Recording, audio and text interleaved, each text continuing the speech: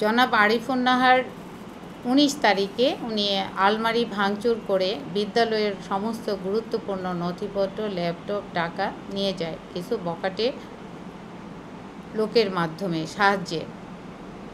আর এটার পিছনের কারিগর ছিল মনিরুজ্জামান এবং তার কিছু লোক। পরে এই বিষয়টা ভিডিও ফুটেজের মাধ্যমে নিশ্চিত হয়ে গভর্নিং বডি তাকে শোকজ করে।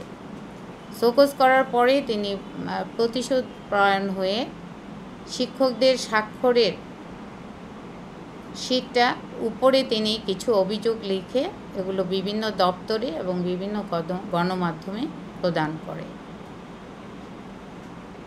এবং হ্যাঁ, তারই আমি আজকে তীব্র প্রতিবাদ জানাচ্ছি। আসছে পরে যে শিক্ষকরা বোর্ডের, ঢাকা শিক্ষা বোর্ডের একটা তদন্ত আসে, তার সামনে এই সকল শিক্ষক এই স্বাক্ষর দিয়েছে।